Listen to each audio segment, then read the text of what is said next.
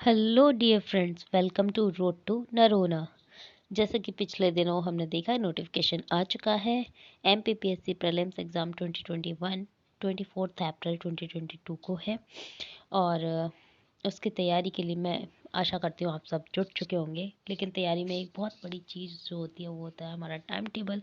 और आप सबकी जो तैयारी है उसको थोड़ा सा बूस्ट देने के लिए, उसको थोड़ा सा और अच्छा बनाने के लिए मैं आप सभी के लिए आज लेकर आई हूँ एक टाइम टेबल जो आपकी तैयारी को बूस्ट देगा और आपके लिए थोड़ा सा आसान बना देगा इस एग्ज़ाम की प्रिपरेशन को। लेकिन अगर आपने मेरे चैनल को सब्सक्राइब नहीं किया है तो पहले मेरे चैनल को सब्सक्राइब कीजिए। वीडियो पसंद आ रहा है तो लाइक कीजिए। अगर अभी भी कोई डाउट है, एमपीपीएससी को लेकर कोई सवाल है तो कमेंट सेक्शन में ज़रूर बताइएगा। जैसे कि नोटिफिकेशन आया है 283 जो वैकेंसीज़ हैं वो टोटल आई हुई हैं। और आशा करते हैं जब तक एग्ज़ाम होगा इन जो वैकेंसीज़ हैं इनमें भी इजाफा होगा और हम सबको अच्छा मौका मिलेगा, अच्छा अवसर मिलेगा अपनी जो प्रतिभा है उसको दिखाने का और इस एग्ज़ाम को क्रैक करने का। तो चलिए आगे बढ़ते हैं टाइम टेबल की ओर। देखिए, आज है बहुत ही प्यारा सा टाइम टेबल आप सभी लोगों के लिए जो करना चाहते हैं एमपीपीएससी 2021 को पार।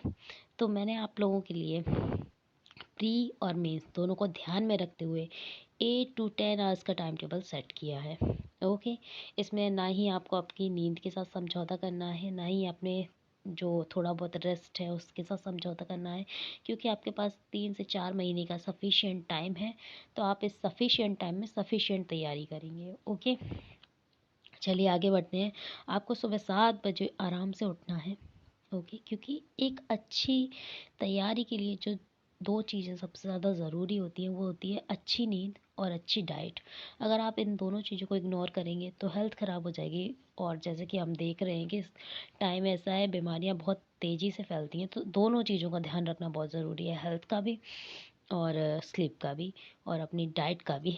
ओके, तो हेल्थ तभी अच्छी रहेगी जब अच्छी नींद लेंगे और अच्छी डाइट लेंगे। आगे बढ़ते हैं। तो जागने के बाद जो आपको 1 घंटे के अंदर 1 आवर आपको लेना है और 1 आवर के अंदर आप अपना ब्रश व्रश चाय वाय ब्रेक करके फ्री हो जाइए। एंड 8 to 9 जो सबसे पहला स्लॉट मैं आपको दे रही हूँ, स्लॉट 1, वो आपको देना है करंट अफेयर को।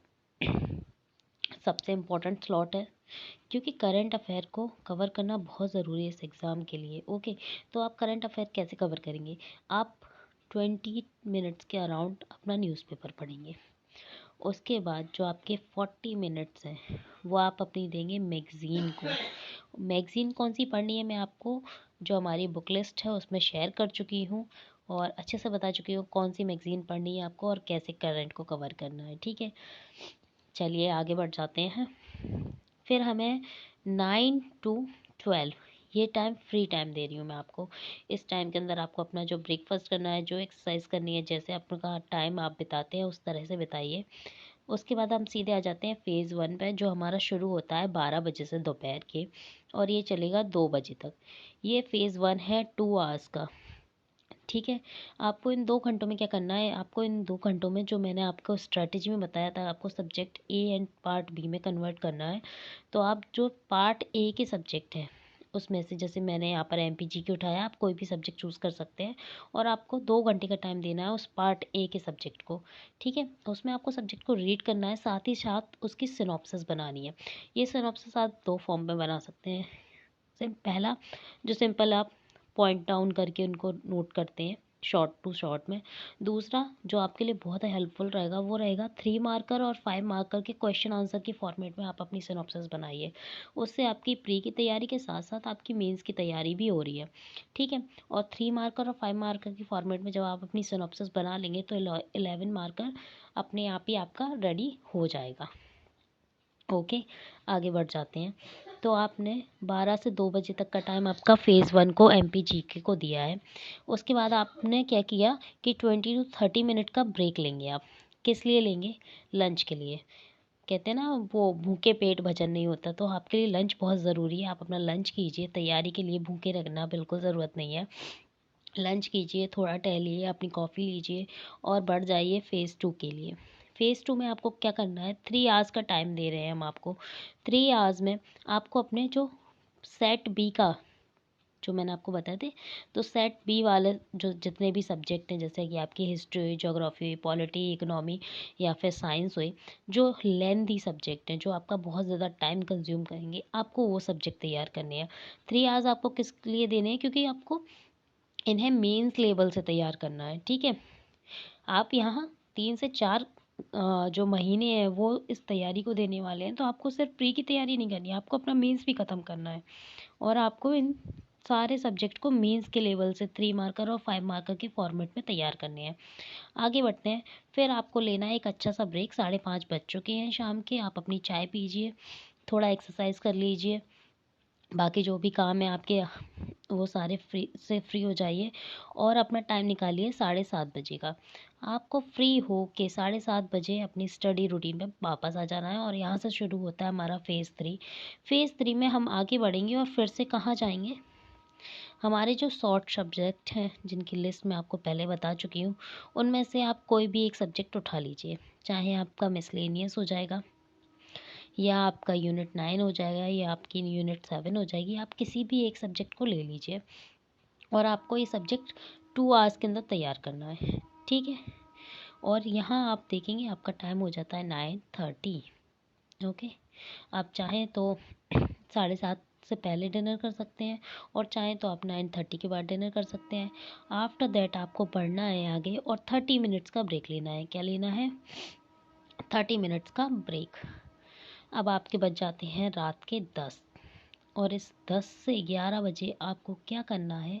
आपको बहुत ही छोटे शॉर्ट नोट जो आपने बनाए हैं पूरे दिन में, उनका रिवीजन करना है। अच्छा, ये रिवीजन ना मैंने ऑप्शनल रखा है। आप चाहें, अगर आपकी जो मेमोरी है वो शार्प है, तो आप इनका रिवीजन ना करके आपको जो पूरे दिन में जितना भी जो सब्जेक्ट आपको समझ नहीं आया है, आप उसको पढ़ सकते हैं, दोबारा रिपीट कर सकते हैं। अदरवाइज़ आपने जो सिनॉप्सिस तैयार की है, आप उन सिनॉप्सिस की रीडिंग कर लीजिए। ये आपके लिए बहुत अच्छा रहेगा। और बच जाते हैं आपके 11:30। तो जैसा मैंने कहा ना, एक अच्छे टाइम टेबल के लिए और एक अच्छी तैयारी के लिए सबसे ज़रूरी होती है अच्छी नींद। तो आप 11:30 पे आराम से सो जाइए। आप सभी को शुभ रात्रि, है ना। अपना ध्यान रखिए और इसी तरह अपनी प्रिपरेशन में लगे रहिए। ठंडी बहुत है, आलस भी बहुत आ रहा होगा, इसलिए टाइम टेबल मुझे लगा कि आप सभी लोगों के लिए बहुत ज़्यादा ज़रूरी है। अगर हमारे वीडियोस आपको किसी तरह हेल्प कर पा रहे हैं, आपके किसी भी काम आ रहे हैं, तो चैनल को सब्सक्राइब कीजिए, वीडियो को लाइक कीजिए, ज़्यादा से ज़्यादा लोगों के साथ इनको शेयर कीजिए, जिससे आपके साथ साथ सभी की हेल्प हो पाए। और आप लोगों के लिए एक बहुत इंपॉर्टेंट नोटिफिकेशन ये है, जो मैं आप लोगों को एक अपडेट दे देती हूँ कि बहुत जल्द, आप मान लीजिए 28 to 29 ऑफ दिसंबर, हम जो प्रीलिम्स 2021 है उसके लिए ल्यूसेंट सीरीज़ एंड एमपीजी के सीरीज़ स्टार्ट करने वाले हैं। और यहाँ पूरा सिलेबस ल्यूसेंट का एज वेल एज एमपी का कवर कराया जाएगा वीडियोस में।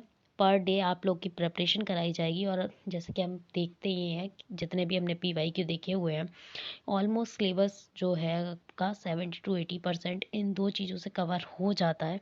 इसलिए मैं आप लोगों के लिए एक ही बहुत ही अच्छी ल्यूसेंट की और MPGK की सीरीज़ लाने वाली हूँ। साथ ही साथ मेंस वालों के लिए 3 मार्कर एंड 5 मार्कर की क्वेश्चन आंसर सीरीज़ लेके आने वाले हैं।